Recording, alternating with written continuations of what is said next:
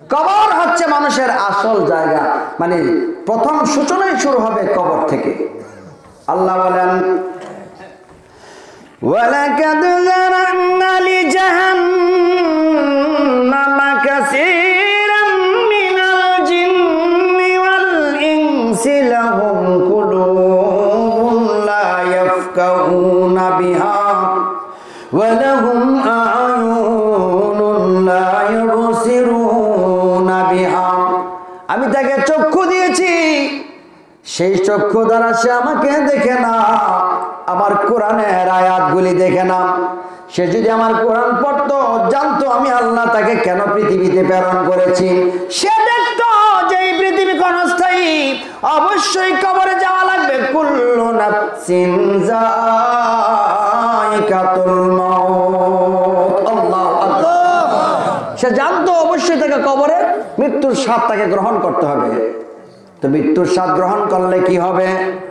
কবরে যাওয়ার পর, মৃত্যুর স্বাদ গ্রহণ করার পর কবরে যাওয়া লাগবে। কবরে যাওয়ার পর তার কড়াই গন্ডাই হিসাব শুরু হয়ে যাবে। নারী হও পুরুষ হও, ধনী হও দরিদ্র হও, ছোট হও বড় হও, নির্বিশেষে সবার জন্য কবরের মধ্যে আযাব শুরু হয়ে যাবে। এক সেকেন্ডের জন্য সময় দেওয়া হবে না, সেখানে কড়াই গন্ডাই হিসাব শুরু হয়ে যাবে। সেই কবর গেলেই হিসাব শুরু হয়ে যাবে যে আমি আপনি কোন পথে চললাম, এই পথের হিসাব প্রথম কবর থেকে শুরু হয়ে যাবে। তাহলে হিসাবটা কি? এই আয়াতের পরের অংশ আল্লাহ বলেন ওয়া ইন্নামা তুওয়াফফুনা উজুরাকুম ইয়াওমাল কিয়ামাহ।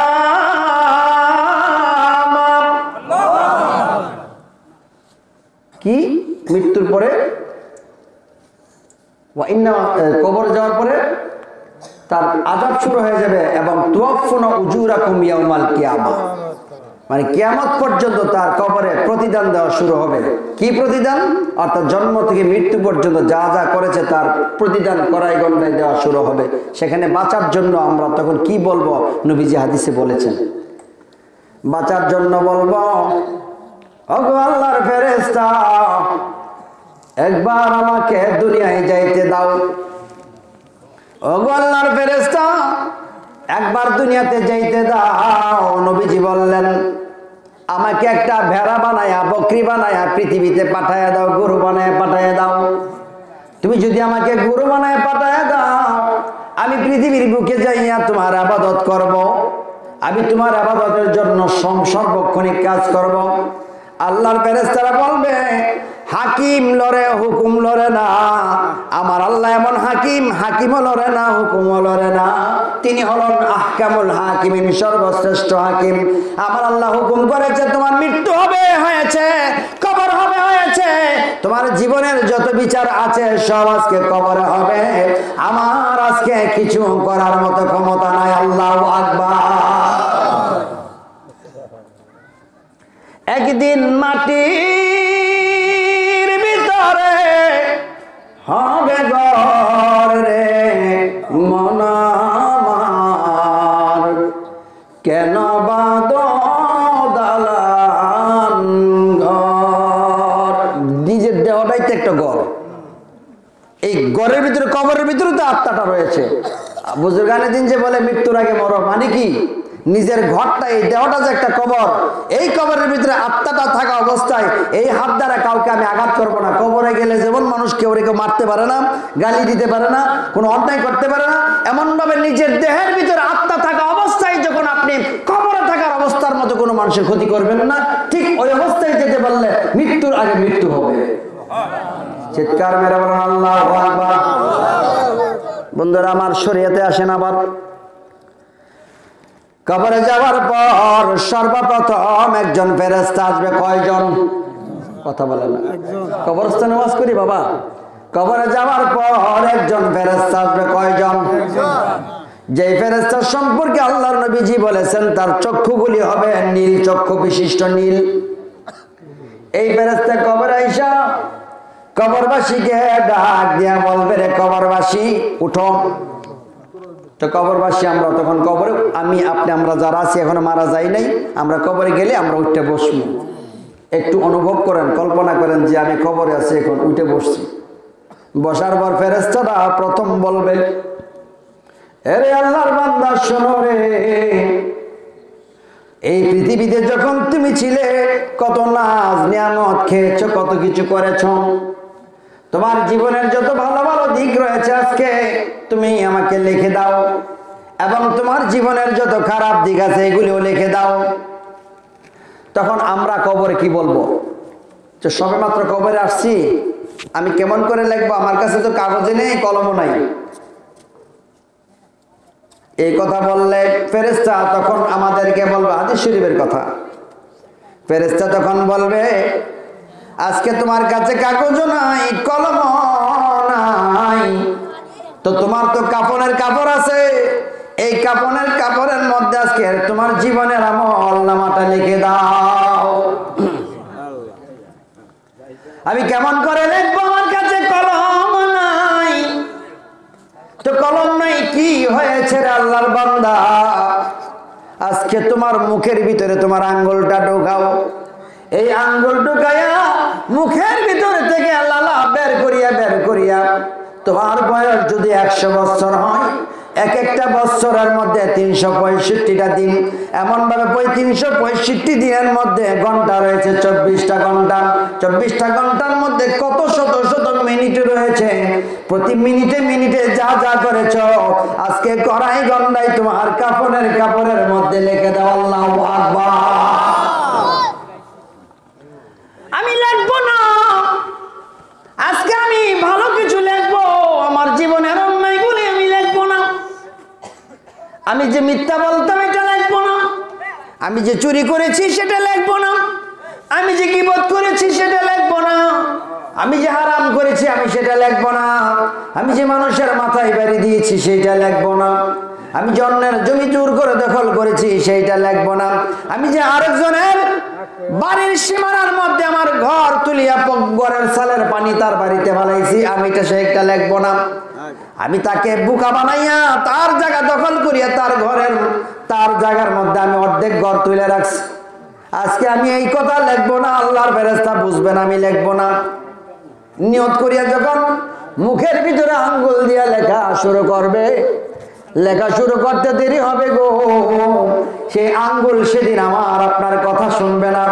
হাদিস শরীফে নবীজি বললেন, এই পৃথিবীতে থাকার সময় এই আঙ্গুল আমার কথা শুনে, আমার পা আমার কথা শুনে, আমার কান আমার কথা শুনে, আমার আপাদ মস্তক আমার কথা শুনে, কিন্তু কবরে যাওয়ার পর আমার দেহের একটা অংশ আমার কন্ট্রোলের ভিতরে থাকবে না। আমার আঙ্গুল সর্বপ্রথম ওই অন্যায়গুলি সিরিয়ালে লিখতে শুরু করবে। চিৎকার মেরে বলুন আল্লাহু আকবার। এই কথাগুলি সর্বপ্রথম লিখতে শুরু করবে। এই তোমার আওয়াজ বন্ধ করো, যথেষ্ট জ্বালাইতেছ, ডর লাগে না? মালিকুল মত পিছে পিছে খারা পাগল মনোরা, মালিকুল মত পিছে পিছে খারা, মালিকুল মত পিছে পিছে খারা পাগল মনোরা, মালিকুল মত পিছে পিছে খারা, ওরে মালিকুল মতের হাতে কেউ না নিস্তার পাইল তাতে, অলি নবী গৌস কুতুবে যারা পাগল মনোরা, মালিকুল মত পিছে পিছে খারা, মালিকুল মত পিছে পিছে খারা পাগল মনোরা, মালিকুল মত পিছে পিছে খারা। মনে মনে কইতেছেন ডুলের বাড়ির সাথে বললে একটু মজা লাগবে, হইলে কবরে গেলে আর সেখানে গিয়া আর ডোল বাজাইতে পারবেন না, ফিডে একটা মাটিত করবো, সব ফিডে দিব। এটা আমার কথা না, এটা আল্লাহর নবী বলছি। আল্লাহু আকবার বলেন। আরে বন্ধু বন্ধু রে, সেই মালিকুল মুত পিছে আছে, সে একদিন পিছন থেকে আপনার আমার সামনে আসবেন। এই জন্যই তো নামাজে যখন দাঁড়াই মুরব্বীর আমাদেরকে শিক্ষা দিয়েছে, আমি দাঁড়াইলাম ফুলছে রাতের উপর, আমার ডাইন দিকে বেহেশত, আমার বাম দিকে যুদক, পিছনে মালিকুল মুত, সামনে স্বয়ং আল্লাহ রাব্বুল আলামিন আছে। এমন একটা জায়গায় আপনি দাঁড়ায় নামাজ আদায় করছেন, এই মনোভাব নিয়ে, এই কল্পনা নিয়ে আল্লাহু আকবার নিয়ত করিয়া করতে হয়। তার মানে আমার ডান দিকে জান্নাত, আমার বাম দিকে জাহান্নাম, পিছনে মালিকুল মউত দাঁড়ায় আছে, সামনে স্বয়ং আল্লাহ আছে। যেই কোনো দিন, যেই কোনো মুহূর্তে পিছন থেকে সামনে এসে বলবে, রেডি, আর দেরি করার সময় না, এখনই আমার সঙ্গে চলে যেতে হবে, চলে যেতে হবে। একটা সেকেন্ড সময় তখন থাকবে না, আমার আপনার চলে যেতেই হবে।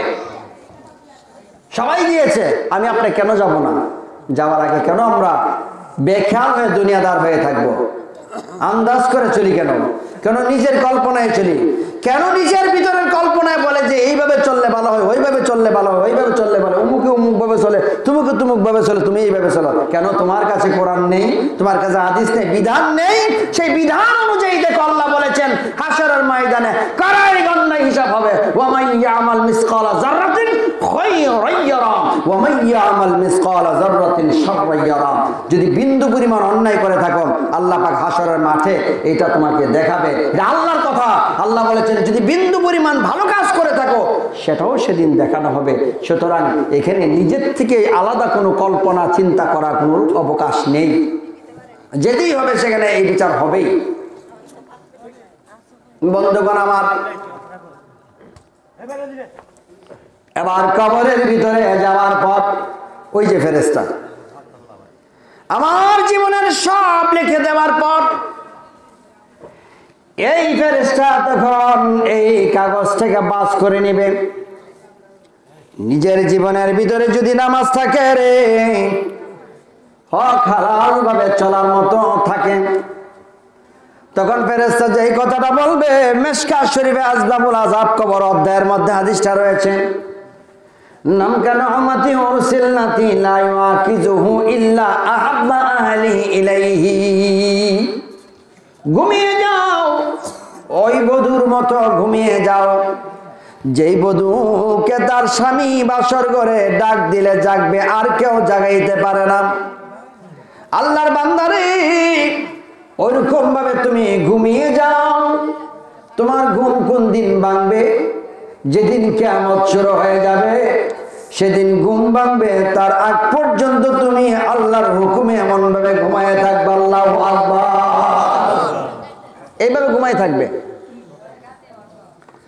আল্লাহ পাক সূরা জিলজালের মধ্যে ইরশাদ করেন, ইযা যুলজিলাতিল আরদু জিলজালাহা ওয়া আখরাজাতিল আরদু আসকালাহা ওয়া ক্বালাল ইনসানু মা লাহা ইয়াওমা ইযিন তুহাদ্দিসু আখবারাহা বিআন্না রাব্বাকা আওহা লাহা يومئذ يصدر الناس أشتاتا ليروا أعمالهم فمن يعمل مثقال ذرة خيرا يره। الله أكبر। আমার আল্লাহ ডাক দেয়া বলে, রে বান্দা, পৃথিবীটা কাঁপতে শুরু করবে, তখন কম্পমান শুরু হবে। জিলজাল মানে কম্পন, ভূমিকম্প। বের করে দেওয়া হবে। এই পৃথিবীর ভিতরের যা কিছু আছে সব সেদিন পৃথিবী বের করে দেবে। ব্যাখ্যার মধ্যে মুফাসসিরিন কিরাম লিখেছেন কি কি বের করবে। পৃথিবীর খনিজ পদার্থগুলি পৃথিবী বের করে দেবে, স্বর্ণের খনি বের করে দেবে, গ্যাসের খনি বের করবে। স্বর্ণের খনি যখন বের হবে, তখন সেটা মিশরের দেশের মধ্যে নীল নদের পারে হবে। এইটা যখন বের করা হবে, পৃথিবীর আমির উমরারা সেই স্বর্ণ নেওয়ার জন্য মারামারি শুরু করে দেবে যে আমরা আগে নেব। তারা কবে আমরা আগে নেব, ওরা কবে আমরা আগে নেব, আমেরিকা বলবে আমরা সবচেয়ে শ্রেষ্ঠ, আমরা নেব। এই মারামারি করতে করতে কত কোটি কোটি মানুষ সেদিন স্বর্ণের জন্য মারা যাবে, হিসাব নাই। কত মানুষ পায়ের তলে পাড়াতে পারে বর্তা হয়ে মারা যাবে, এই শুধু স্বর্ণের লোভে। লোভটা এমন এক জিনিস, এমন ভাবে হাদিস শরীফে নবীজি বললেন পাহাড়ের মতো উঁচা হতে থাকবে স্বর্ণ, হইতে হইতে এমন বড় হবে, অবশেষে মানুষ সবাই যখন গিয়ে দেখবে স্বর্ণ এত বেশি হয়েছে, সবাই নিলেও ফুরাইবে না, তখন আর তেমন মারামারি হবে না। তখন শুধু হাঁকের উপর দিকে চাইবো যে কেমনে খালি দাও খন্তি কুড়াল সব লেগে যাইবে বাঙ্গনের লেগে। এমন ভাবে যাইয়া যখন তারা দাঁড়াবে, এই লুবি মানুষের উপরে স্বর্ণের একটা টিলা উপর থেকে এমন ভাবে ভেঙে পড়বে, এই জায়গাতে যারা থাকবে সবাই সেখানে কাসফিন মাকুল ভস্মীভূত হয়ে যাবে, একেবারে ধ্বংস সব। এমন ভাবে স্বর্ণের খনির নিচে মানুষ পরে ধ্বংস হয়ে যাবে। এমন ভাবে আমার আল্লাহ পৃথিবীর যত পানি আছে সমস্ত পানিগুলিকে একবার আসমানের মধ্যে লাগাবে, আরেকবার আসমান থেকে জমিনের মধ্যে লাগাবে। এমন সময় মানুষগুলি পতঙ্গের মতো, যেমন মানে বাতাসের মধ্যে হঠাৎ করে লাইট লাগাইলে সকালবেলা ঘরের ছিদ্র দিয়ে দেখা যায় ধুলাগুলি এরকম চিকচিক করে কি করে না, এমন ভাবে মানুষগুলি আকাশের মধ্যে উঠতে থাকবে কিচিমিচির মতো, পাহাড়গুলিকে কাগজের টুকরার মতো উড়াইয়া উড়াইয়া একটা পাহাড়ের উপর আরেকটা পাহাড় লাগাবে, ভেঙ্গিয়ে চুরে সব রুটির মতো বানাবে।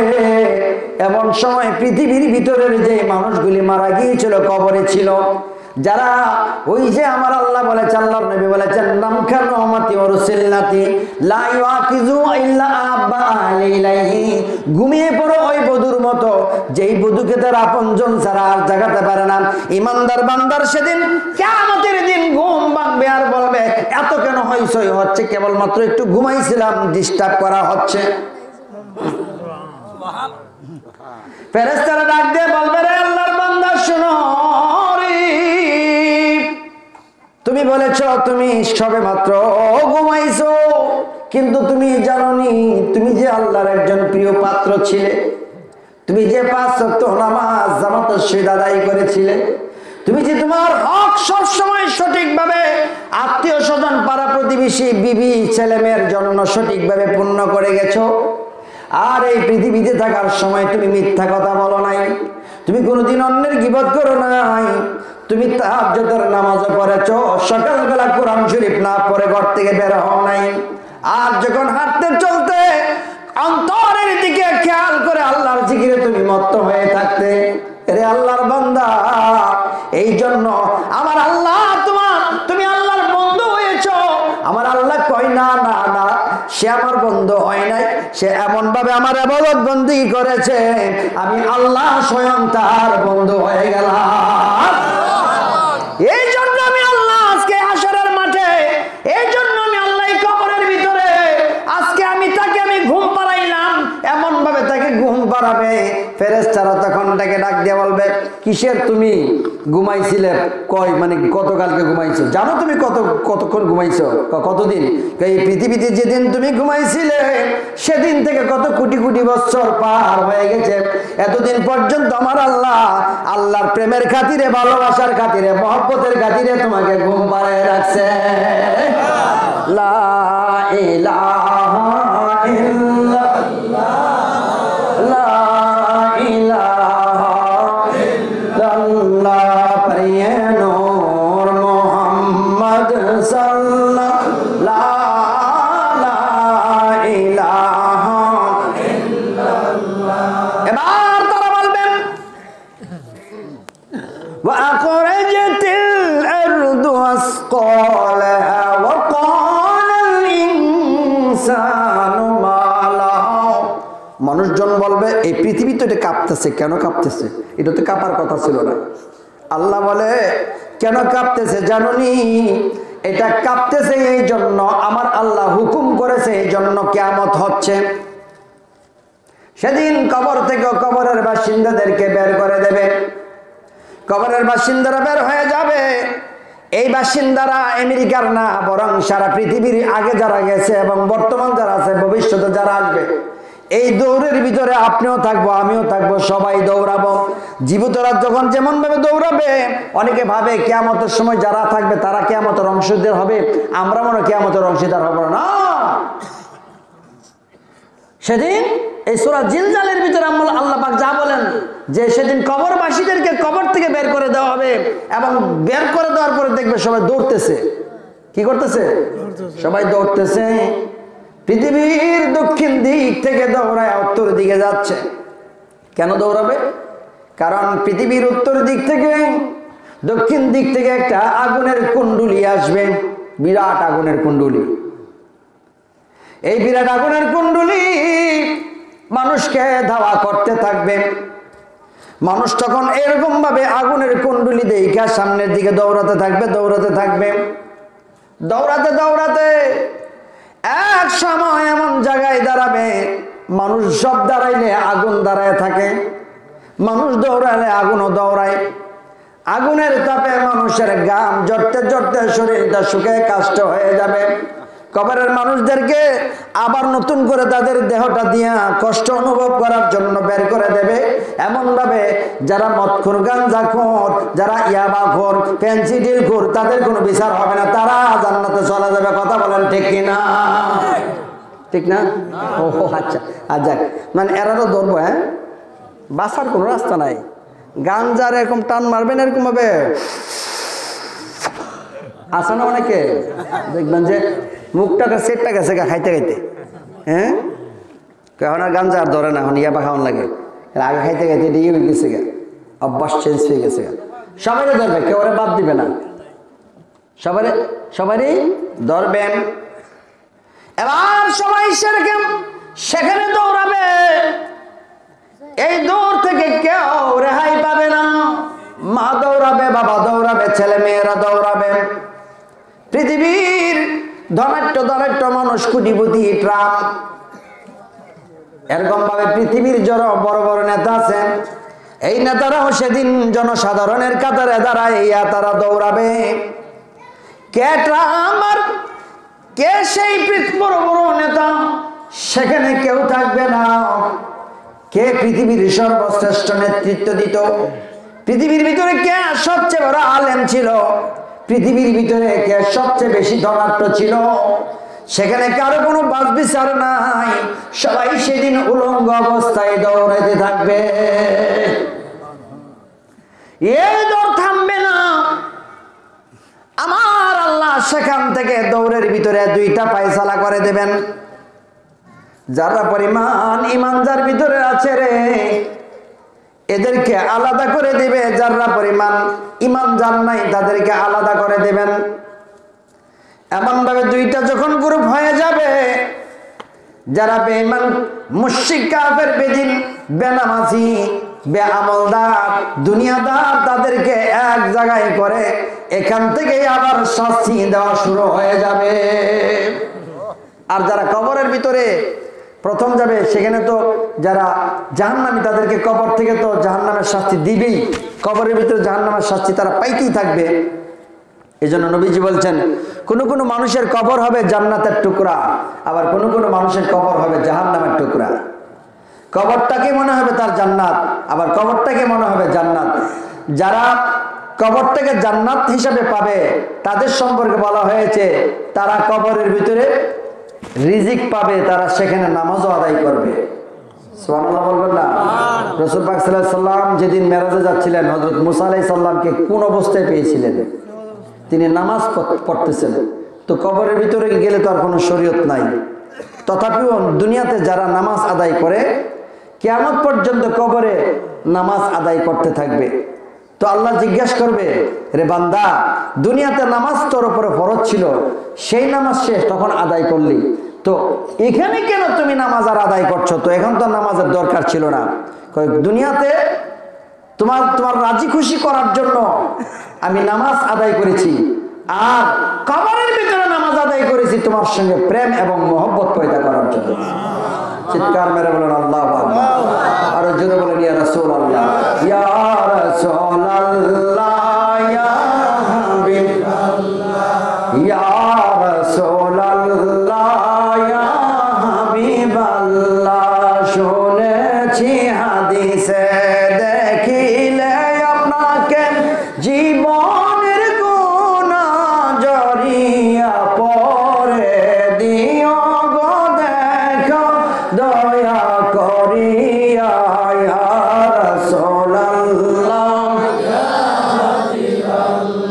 সেই দৌড়ের ভিতর থেকে যারা বেঈমান, মুশরিক বেদিন তাদেরকে আলাদা করে নিয়ে জাহান্নামের শাস্তি দেওয়া শুরু হয়ে যাবে।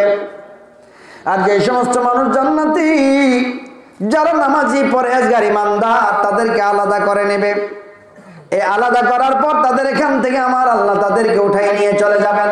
সুবহানাল্লাহ বলেন। এমন ভাবে প্রতিটা স্টেশনের মধ্যে পরীক্ষা করা হবে, পরীক্ষা করা হবে, নিরীক্ষা করা হবে। মিজানের পাল্লার মধ্যে আবার মাপামাপি করা হবে। আল্লাহ মনে জানে না কার অবস্থা কি, জানে কি জানে না? সবার অবস্থা জানে। কেন তিনি সেখানে এমন ভাবে ওজন করবে, দেখবে, ওজন করে দেখাবে কার আমল নামার মধ্যে কি আছে। এটা এই জন্য হাসরের মাঠে মানুষকে বোঝানোর জন্য, দেখানোর জন্য। পৃথিবীর বাসিন্দারা শোনো, আমি যে আমার পয়গম্বরকে শেষ নবীকে রাহমাতুল লিল আলামিন বানাইছি, আমার নবীকে যে আমি এ হাসরের মাঠে শাফাআত করনেওয়ালা বানাইছি।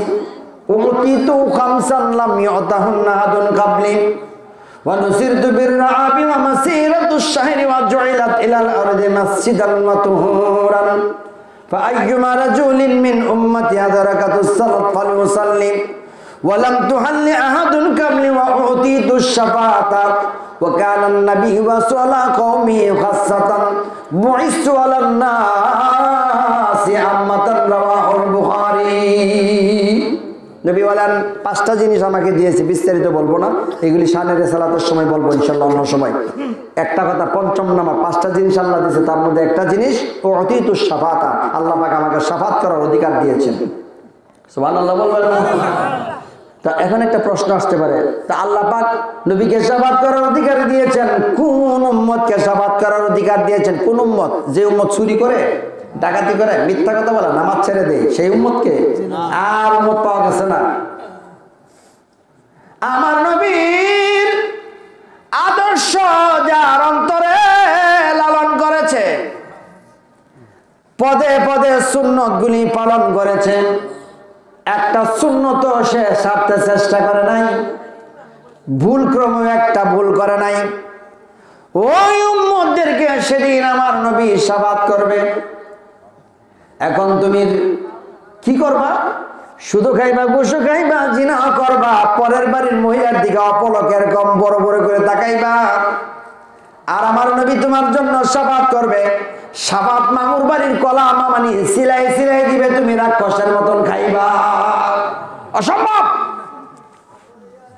লাকাদ কানা লাকুম ফি রাসূলিল্লাহি উসওয়াতুন হাসানাহ লিমান কানা ইয়ারজুল্লাহ ওয়াল ইয়াউমিল আখিরা ওয়া যাকারাল্লাহু কাসীরা। লাকাদ কানা লাকুম ফি রাসূলিল্লাহি উসওয়াতুন হাসানাহ, আমার রাসূলের মধ্যে তোমাদের জন্য উত্তম আদর্শ আছে। আদর্শবান হতে চাও, তাহলে উত্তম আদর্শ নবীজির কাছে।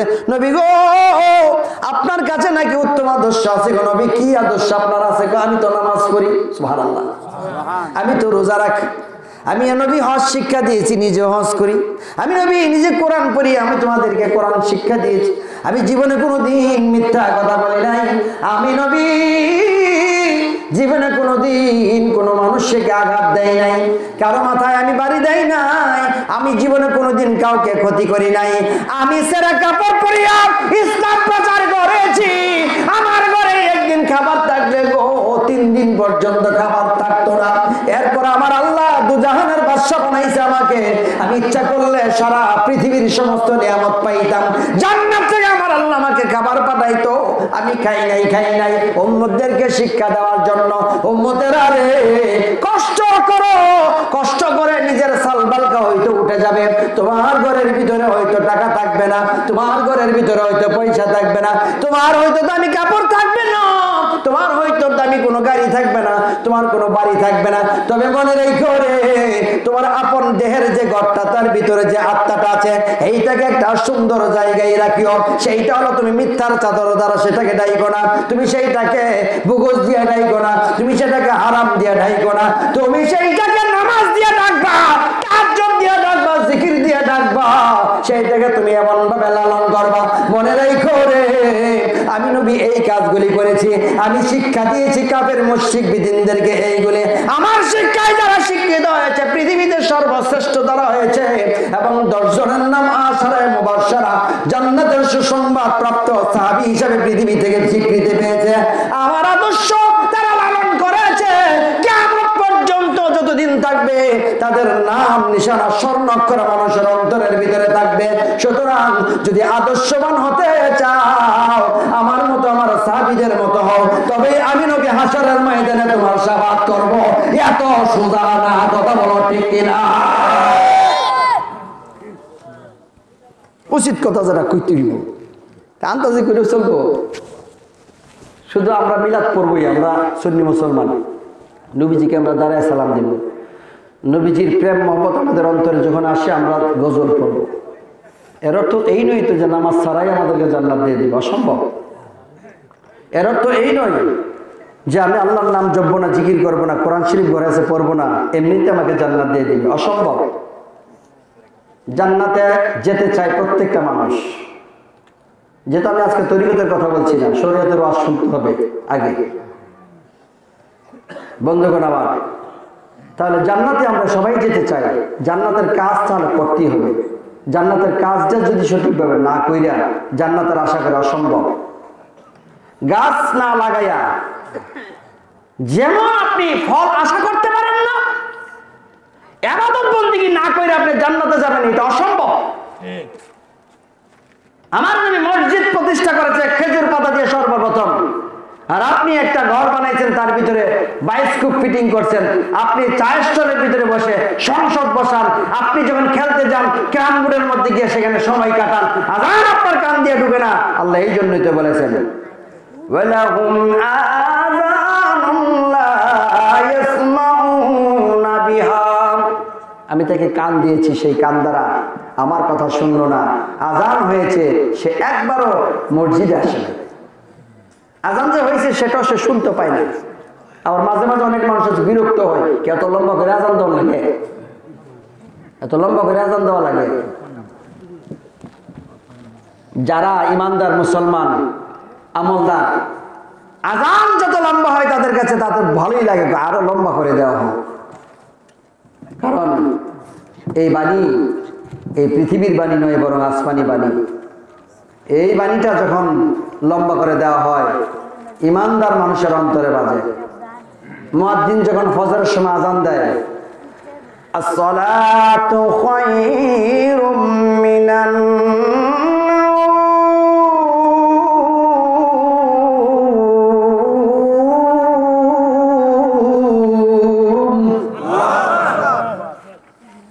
তো মানুষ তো মরা, ঘুমের সময় তো মরাই, সব একবার মরে আছে।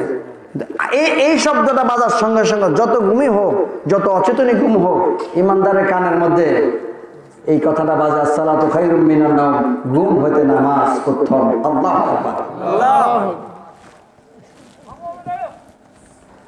নামাজকে বলো না কাজ আছে, কাজকে বলো আমার নামাজ আছে, বলো নামাজ লো না কাজ আছে, কাজকে বলো আমার নামাজ আছে।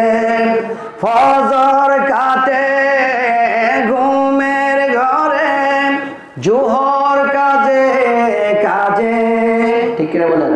সারাদিন বন্দির মধ্যে গেছে কাজ করার জন্য, কাছে একটা নিয়ে আজান হয়ে গেছে, তো রিজিকের সন্ধানে তো বের হলেন, কিন্তু রিজিক যিনি দেবে তিনি তো বলছে যে তুমি আমাকে হাজিরাটা দিয়ে তারপরে রিজিকের সন্ধান করো। অফিসের ভিতরে যেমন আপনি গেলে চাকরি করলে, সেখানে চাকরির মধ্যে যদি আপনি সঠিকভাবে চাকরি না করেন, যেমন আপনার চাকরি থাকে না, সেরকম ভাবে আমার আল্লাহর দপ্তর অফিস হচ্ছে মসজিদ। সেই মসজিদে যখন আপনি যেতে পারেন না, নামাজ আদায় করতে পারেন না, বুঝবেন আপনি আল্লাহ ওই অফিসের দপ্তরের পিউনের যোগ্য হয়েছেন না। তো কেমন করে জান্নাতে যাবেন? সবসময় সহজ পন্থা আমরা খুঁজি কারা? যারা অলস। অলসেরা সবসময় সহজ পন্থা খুঁজে, কোন সহজ রাস্তায় জান্নাতে যাওয়ার সহজ কোনো বুদ্ধি আছে, যত বুদ্ধি বলেন না কেন, নামাজ ছাড়া আপনি জান্নাতে যেতে পারবেন না। এটা কোন নবীর ওলি গৌস কুতুব আপনাকে এই শিক্ষা দেয় না যে নামাজ ছাড়া জান্নাতে যাওয়া যাবে। অবশ্যই নামাজ পড়তে হবে। যদি বিশ্বাস না হয় তাহলে কবরে গিয়ে মইরা টেস্ট করে দেখেন, মাইর একটা মারিত করবে না, জোরসে মারো, হেইও স্বেচ্ছা লাগবো কনিতে দিব এইভাবে, জোরসে মারো, হেইও, ঠিক আছে না? তাহলে বুঝা গেল সেখানে হলো কবর হলো মানুষের প্রথম স্টেশন, হাসরের মাঠে যাওয়ার প্রথম স্টেশন। এই স্টেশনে আমরা অনেকেই ধরা খেয়ে যাব। কারণ এই স্টেশনে কেন ধরা খাবো? আমাদের আমল খুব ভালো। মৃত্যুর সময় যখন গণিয়ে আসবে প্রতিটা মানুষের জীবনের সমস্ত কথাগুলি, তখন আজরাইলকে দেখার সঙ্গে সঙ্গে মনে পড়া শুরু হয়ে যাবে। হাদিস শরীফ, কার টাকা মেরে কে বড়লোক হয়েছে, আজরাইলকে দেখার সঙ্গে সঙ্গে সেই কথা মনে হয়ে যাবে। কে কার সম্পদ লুণ্ঠন করেছে, আজরাইলকে দেখার সঙ্গে সঙ্গে মনে হয়ে যাবে। হযরতে নবী সুলাইমান পয়গম্বরের সময়ের কথা আমি প্রায় সময় বলি কথাটা। একজন লোক সুলাইমান পয়গম্বরের কাছে গিয়ে বলেছিলেন, হুজুর, আসমান থেকে জমিন পর্যন্ত একটা লোক আমার পিছনে দাঁড়ায় আছে। লম্বা, এত লম্বা, আসমান থেকে জমিন পর্যন্ত লম্বা একটা লোক আমার পিছনে দাঁড়ায় আছে।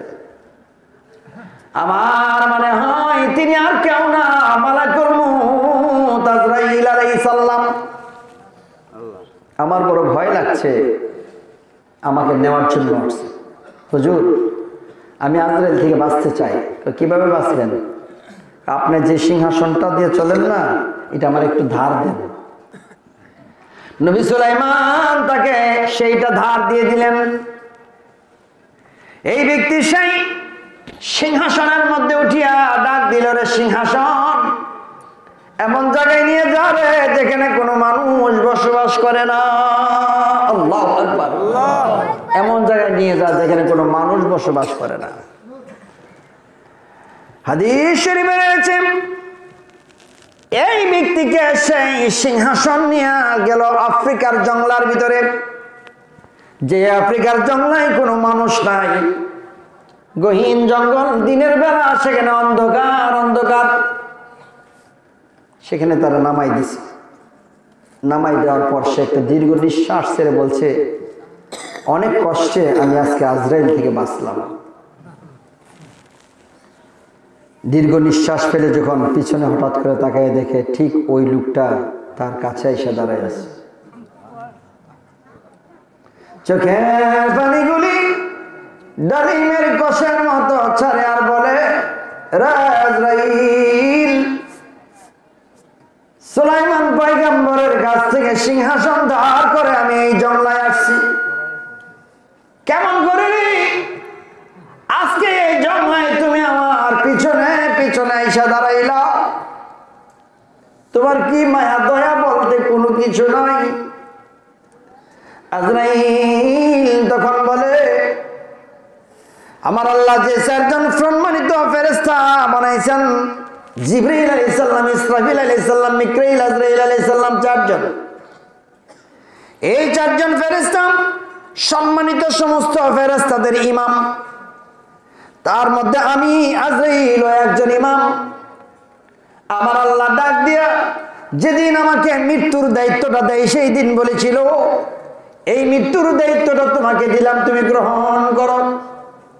আমি সেদিন আমার প্রভুকে বলেছিলাম হাদিসের কথা, মৃত্যু জিনিসটা কেমন আমি একটু দেখতে চাই। আল্লাহ তখন সমস্ত ফেরেশতাদেরকে দাঁড় করে বললেন, ফেরেশতারা রে, দেখো আজকে মৃত্যু তোমাদেরকে দেখাবো মৃত্যু কেমন জিনিস। আমার আল্লাহ তখন মৃত্যু নামক জিনিসটাকে ডাক দিলেন। সেটা একটা পাখির মতো, আসমান জমিন আরশ কুরসি লৌহ কলম তামাম বিপিয়া সেই পাখিটা পাখনা ছড়াইয়া এমন দৃষ্টিতে ফেরেশতাদের দিকে তাকাইছে। হাদিস শরীফের কথা। তাকাইবার সঙ্গে সঙ্গে সমস্ত ফেরেশতা 50,000 বছরের জন্য বেহুশ হইয়া কাতর হইয়া পড়ে গিয়েছে। আল্লাহু আকবার। তাকবীর, আল্লাহু আকবার, রিসালাত।